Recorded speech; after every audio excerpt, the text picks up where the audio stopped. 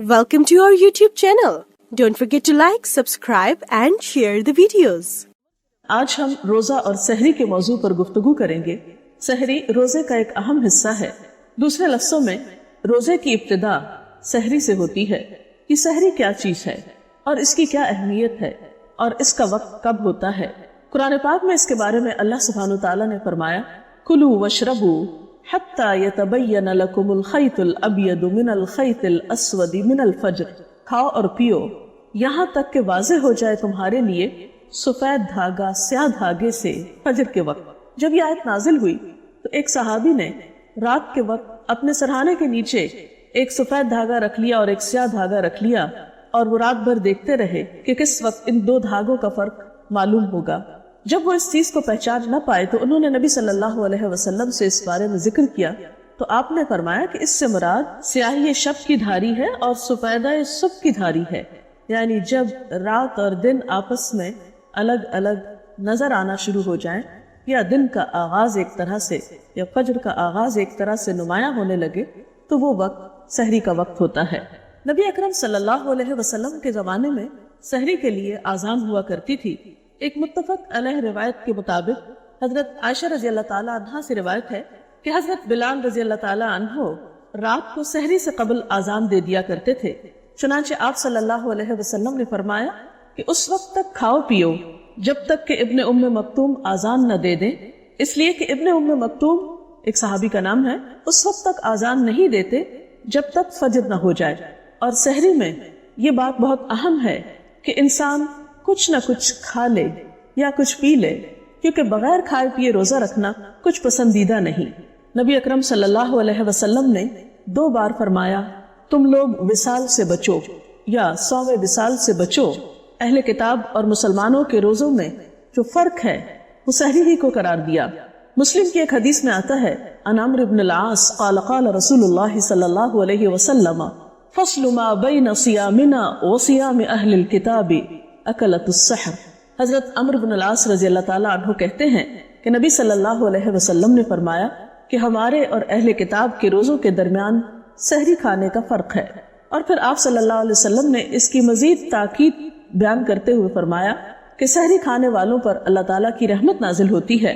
मुस्नद अहमद की एक रिवायत के मुताबिक आपने फरमाया कि सहरी खाना बायसे बरकत है, इसे मत छोड़ो चाहे कोई एक घूंट पानी ही पिए, क्योंकि अल्लाह सुब्हानहू तआला और उसके फरिश्ते सहरी खाने वालों पर रहमत भेजते हैं।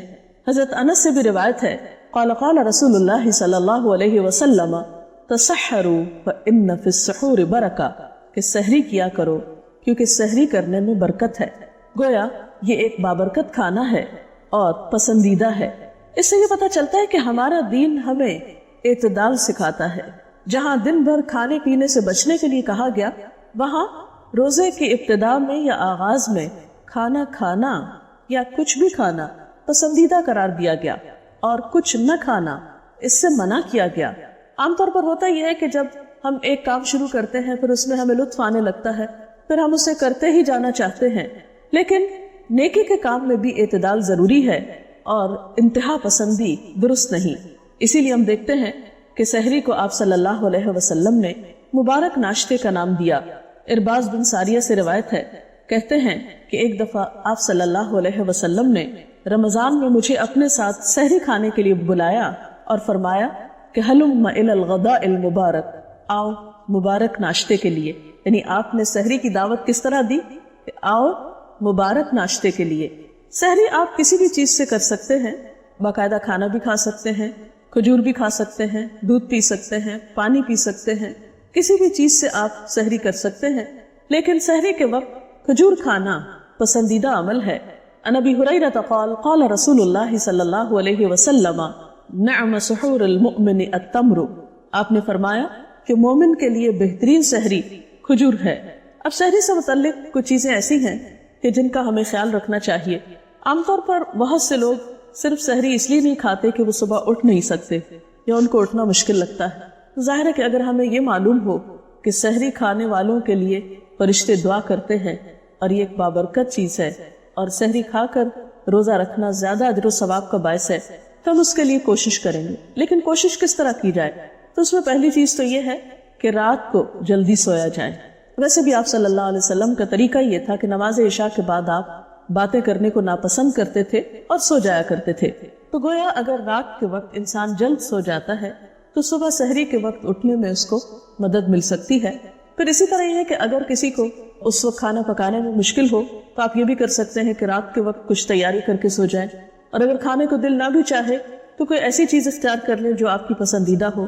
یا پھر یہ ہے کہ اس وقت آپ تھوڑا سا ہی کچھ لے لیں، کیونکہ آہستہ آہستہ یہ عادت آپ ڈیولپ کر سکتے ہیں. اگر ایک دن آپ تھوڑا سا کھائیں گے پھر دوسرے دن تھوڑا اور کھا سکتے ہیں. اور پھر یہ بھی ہے کہ کھانے میں اعتدال برتنا چاہیے.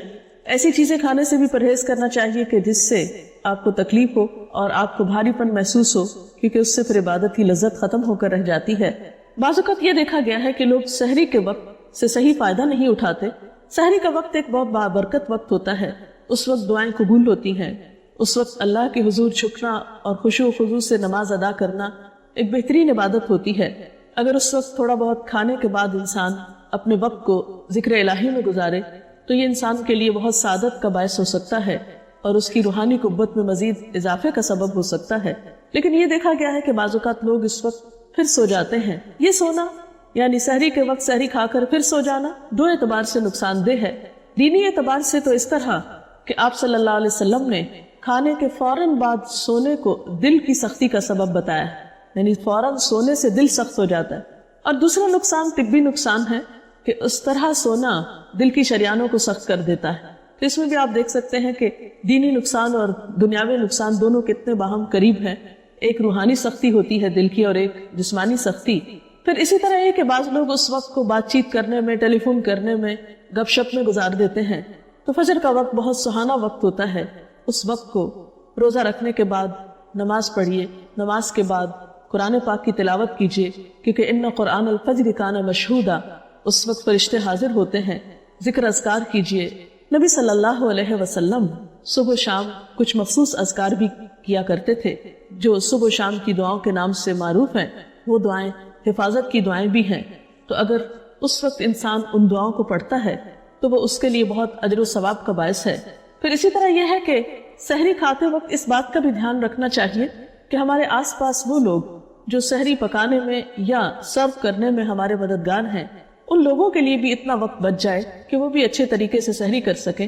کیونکہ عموماً لوگ اپنے سرونٹس کو یا اپنے خدمتگاروں کو اتنا موقع نہیں دیتے کہ وہ اطمینان سے کھا سکیں. ہمارا دین تو ہمیں یہی سکھاتا ہے کہ ہم دوسروں کا بھی خیال رکھیں، دوسروں کی غمگساری کریں اور دوسروں کی مدد کریں. تو اگر ہم اپنی عبادت کے وقت خود غرض ہو جائیں گے اور دوسروں کا لحاظ نہیں رکھیں گے تو اس سے عبادت کی صحیح روح کو نہیں پا سکیں گے. بہرحال سحری سے متعلق اگر آپ کے ذہن میں کچھ مزید سوال ہوں تاکہ اس موضوع کو مزید واضح کیا جا سکے تو آپ سوال کر سکتے ہیں. وصال سے کیا مراد ہے؟ وصال کا لفظ وصل سے ہے جس کا معنی ہے ملانا. اہل کتاب میں روزے کے مختلف طریقے رائج تھے جس میں سے ایک طریقہ صوم وصال کا تھا اور اس کی بھی کئی شکلیں تھیں. مثلا ایک شکل یہ تھی کہ ایک شخص فرض روزوں کے سوا نفلی روزے اس طرح سے رکھے کہ بغیر وقفے کے مسلسل مہینے یا 2 مہینے کے روزے رکھتا چلا جائے. صوم وصال کی دوسری شکل یہ تھی کہ ایک شخص سحری کھا کر دوسری سحری تک مسلسل روزہ رکھے اور بیچ میں کچھ نہ کھائے پیے. تو آپ صلی اللہ علیہ وسلم نے اس سے منع فرمایا ہے کیونکہ یہ انسان کے اوپر بہت مشقت کا سبب بن جاتا ہے. اس میں پھر عبادت کی اسپرٹ کم ہو جاتی ہے اور نفس کشی کا ایک دوسرا رجحان پیدا ہوتا ہے جو پسندیدہ نہیں. کیونکہ اسلام میں عبادت کی غرض یا مقصد اذیت دینا نہیں ہے، تربیت کرنا ہے. جی. اور کبھی کبھی ایسا بھی ہوتا ہے کہ اذانیں ہو رہی ہوتی ہیں اور ہماری آنکھ کھلتی ہے تو ایسے میں جلدی سے اٹھ کے کچھ نہ کچھ کھا لیتے ہیں اور عموماً ایسا ہوتا ہے کہ آخری اذان ہونے تک کھاتے ہی رہتے ہیں. تو کیا اس طرح سے روزہ ہو جاتا ہے؟ اس میں آپ دیکھیے کہ سحری کھانے میں تاخیر جو ہے وہ پسندیدہ ہے. اب اذانوں کے اوقات بعض اوقات مختلف ہو سکتے ہیں کیونکہ سب اذانیں سحری کے اختتام کا اعلان نہیں ہوتی. اس لیے آپ کے پاس ایسا کیلنڈر یا چارٹ ہونا چاہیے جس سے آپ کو یہ معلوم ہو کہ سحری کھانے کا وقت کب تک ہے. لیکن یہ ہے کہ یہ سمجھنا کہ بہت جلدی سحری کھا لینے سے زیادہ ثواب ملے گا تو ایسا نہیں. مثلا آپ صلی اللہ علیہ وسلم سے روایت ہے کہ 3 باتیں اخلاق نبوت میں سے ہیں. نمبر 1 روزہ جلدی افطار کرنا، نمبر 2 سحری دیر سے کھانا یعنی آخری وقت تک کھانا، اور نمبر 3 نماز میں دایاں ہاتھ بائیں ہاتھ کے اوپر رکھنا. اور اسی طرح آپ صلی اللہ علیہ وسلم سے ایک اور روایت ہے کہ آپ نے فرمایا جب کوئی آدمی آذان سنے اور پینے کا برتن اس کے ہاتھ میں ہو تو اسے فوراً نہ رکھ دے بلکہ اپنی ضرورت پوری کر لے.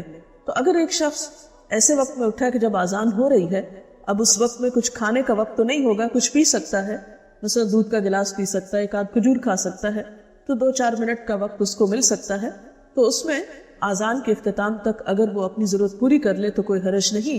لیکن پھر یہ یاد رہے کہ آذان سحری کے اختتام کی آذان نہیں ہوتی، وہ نماز فجر کے اعلان کے لیے ہوتی ہے. اگر آپ کے پاس ایسا نظام الاوقات ہے جس سے آپ کو یہ پتا چل جائے کہ سحری کا آخری وقت کون سا ہے اور اس سے 2-4 منٹ آگے پیچھے ہو جائے تو انشاءاللہ تعالی روزہ ہو جائے گا. اگر کسی وجہ سے سحری نہیں کر سکے تو کیا سحری کیے بغیر روزہ ہو سکتا ہے؟ جی ہاں، بالکل روزہ ہو جائے گا. اگر آپ نے رات کو سونے سے پہلے یہ نیت کی تھی کہ صبح میں روزہ رکھوں گی تو انشاءاللہ تعالی اگر سحری نہیں بھی کھائی تب بھی روزہ ہو جائے گا. السلام علیکم ورحمۃ اللہ وبرکاتہ.